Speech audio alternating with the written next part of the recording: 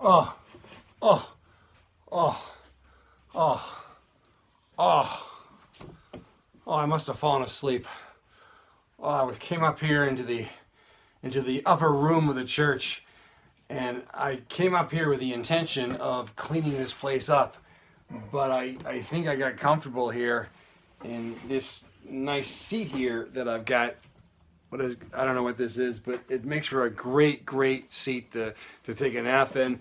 And I found this handy pillow here, and boy, whew, I came up here to clean this place up because I've been talking for years to the church saying that I'm going to clean up the upper room. The upper room is a room in the church where apparently, according to Pastor Linda, they used to have Bible studies up here. I don't know how, because as you can see, if you look around the upper room, this is just a room way up in the back of the church.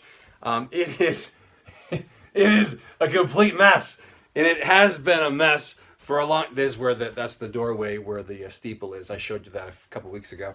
But this is a complete mess, and everything is in here: junk, storage, books, Christmas stuff, trees.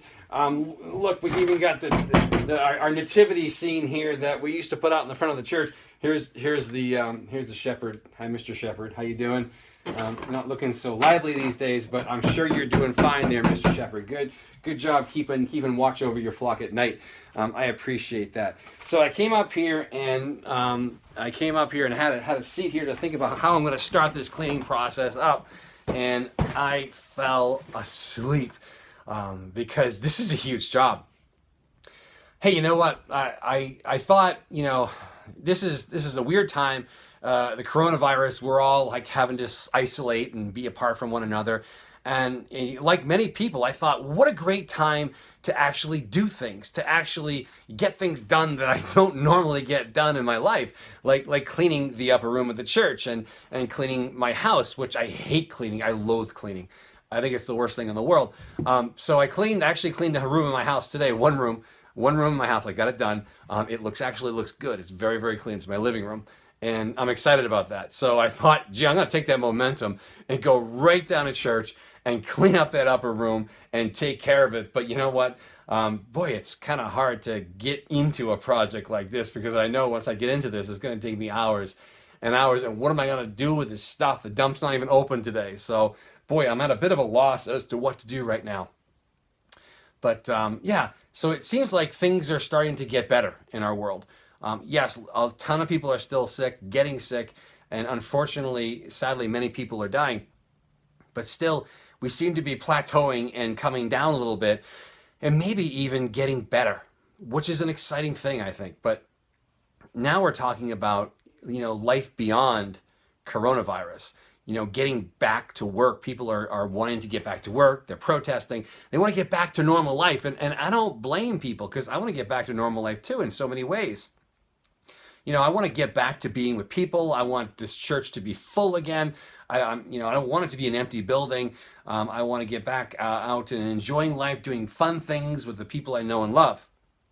I want to get busy again, doing the things that I love about life.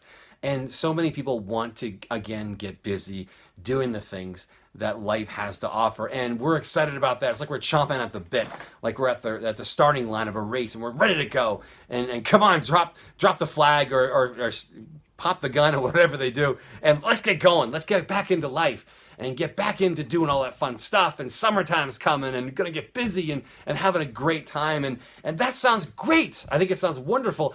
But I think that there's a part of me a small part of me at least, that kind of doesn't want that to happen. Because there's some good things that have happened and are happening because of this virus that we're dealing with. Some good things have changed in us and me. And I like those changes. Some of the things that have had to change and people have had to change. Like, for example, we care about each other. We care about our neighbors. We care about people that we see in the store. We care about people that work as clerks in the store. We're thankful for them for doing their jobs. We're thankful for people that are nurses and doctors. We're thankful for people that are out there making sure that we're safe and making big decisions for us. And we're expressing that thanks and we're reaching out to each other. And I think we've been doing things a little bit differently. And some of those things, I don't want them to stop. You know, it says in the Bible, in the book of First Peter, it says, make a clean sweep of your life and get rid of the things that kind of hold you back, like anger and malice and things like that. And I like that verse. I like the idea of making a clean sweep. I'd like to make a clean sweep of this upper room here at the church.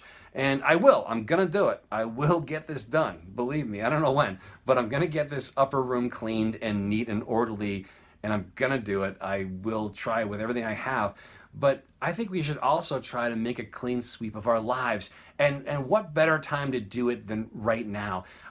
But first, I'm not talking about making everything in your life change, because that's a huge thing to do, especially in uncertain times like during the time of a pandemic. You know, a pandemic's happening. You don't necessarily want to change everything in your world, because that would be very unsettling and very hard to do.